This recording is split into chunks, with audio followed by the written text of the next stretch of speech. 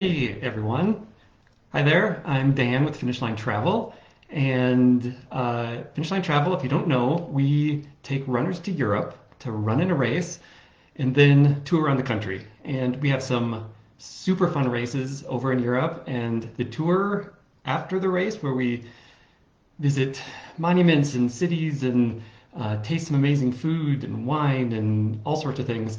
The tours might be more fun than the race, but you'll have to decide for yourself.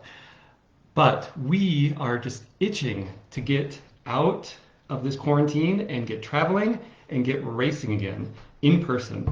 And if you're like me, once we can race in person again, I want to do it as fast as possible. So today on Training Tuesday number 2, we're talking about how to run faster and what I call the magic of mileage.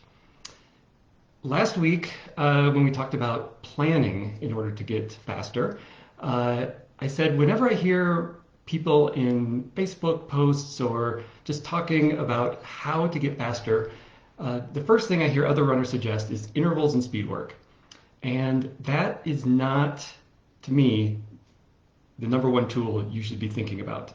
There was a study, and I'm going to look down at my notes so I get these numbers right. Study back in 2016, and the link is in my blog post, and we'll post that down in the comments. They did a big study of marathon runners, trying to figure out how to predict how fast someone can run a marathon. And in doing so, they learned a lot about training and what really matters when it comes to running your marathon pace. They found that people that ran intervals versus people that did not run intervals during their marathon training, they ran about 3 to 5 minutes faster than the people who did not use intervals in their training. So obviously, intervals help. But when they compared people who ran 30 miles a week to those who ran 50 miles a week, the difference was 25 to 32 minutes faster. So just think about your goals in the marathon. What's that ultimate time that you want to get? Do you want to qualify for Boston? Do you want to break 4 hours? What is it? And think about 30-minute improvement. That is just amazing. Now, I'm not guaranteeing that you're going to get a 30-minute improvement, but mileage is, I think, the number one thing that most runners could do to improve their running pace. So I'm going to look at my notes again because this is a little complicated. Talking about physiology. What happens in your body when you're running more miles? Well, first of all, your heart. Your heart gets stronger. It can push more blood faster through your body to your muscles that need that blood and oxygen. The other one, this is a little bit beyond my scientific knowledge, but I do remember it from high school biology, is mitochondria. That's the powerhouse in your cells. And when you run more, your mitochondria increase in size and quantity, so your muscles can now produce more energy. And the third thing is capillary growth. So the capillaries all throughout your body, and especially in your legs, they will increase and expand so your body can deliver more blood to those muscles. Get that to where it needs so it can use the oxygen to create the energy for your running. And finally, your muscles and tendons, as they're doing this running motion over and over again, they're getting better at it and they're becoming more efficient. It takes less energy to do the same amount of steps.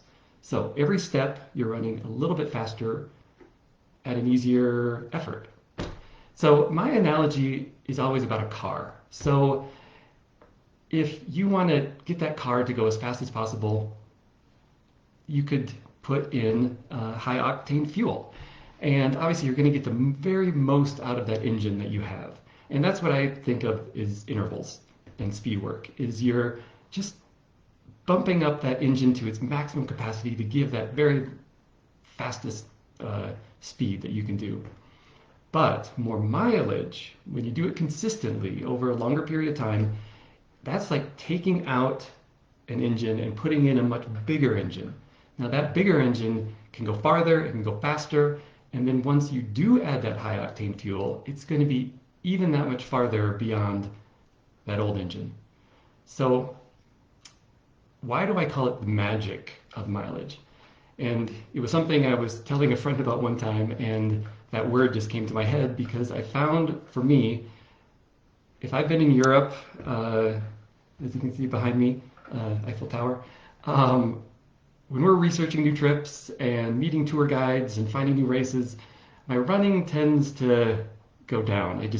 We have so many things going on. I just can't get out there every day, and we don't have time for long, super long runs. So my mileage drops.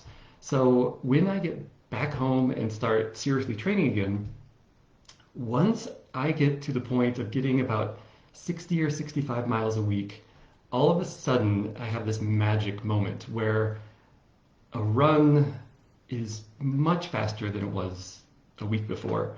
And my heart rate is actually lower day after day than what it was in the weeks before.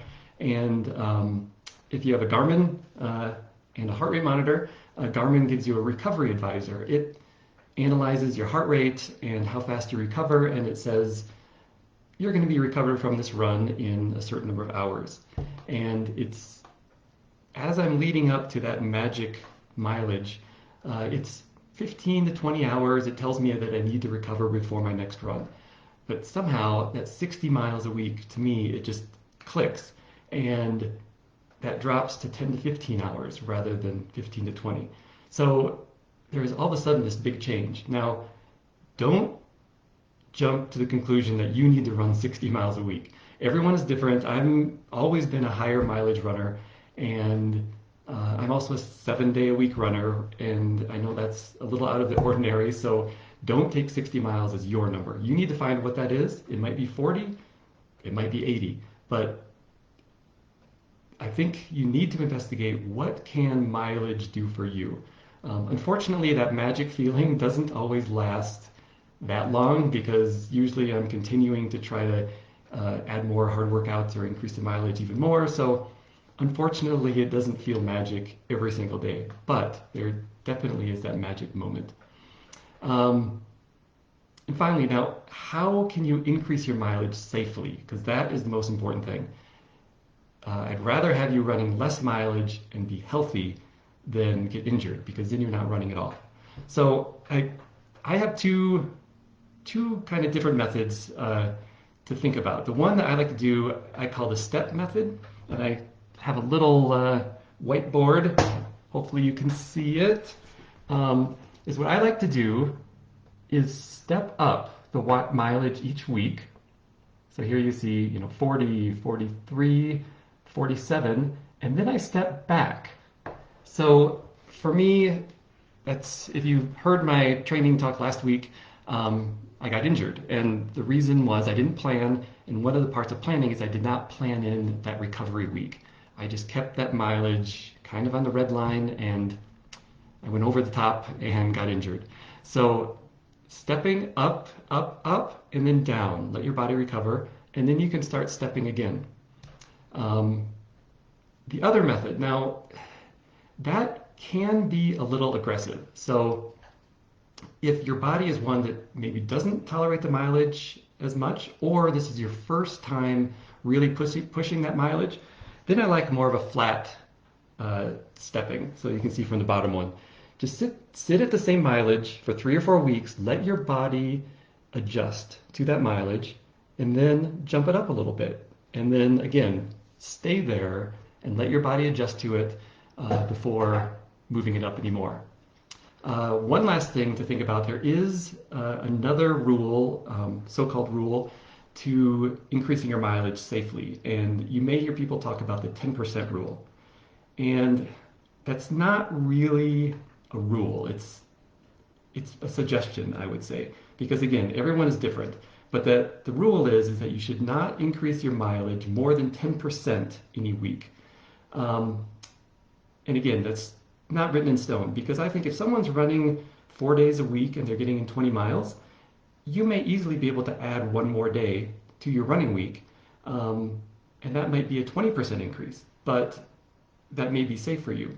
But as you get your mileage higher, so if you're at 40, 50, 60 miles a week, 10% is a big jump, and that could definitely put you over the edge. So I find that at the lower mileage, you may be able to go a little above 10%, maybe. But at the higher mileage, I think 5% may even be the maximum. But again, you need to listen to your body and back off if you're feeling an injury coming on. So this is getting kind of long, so I want to cut it off here. Please message me any questions and give the mileage a try, especially if you've never done it before, because I think you could see some amazing improvements in your running times and your race times and new PRs and new Boston qualifiers. I would love to see that. Next week, we're going to be talking about intervals, and that even may be a couple weeks that I need to spread that out because that can get pretty complex. But intervals, as I said, that can add that extra little bit on top. So stay tuned for next week talking about intervals, and get out there and enjoy your run.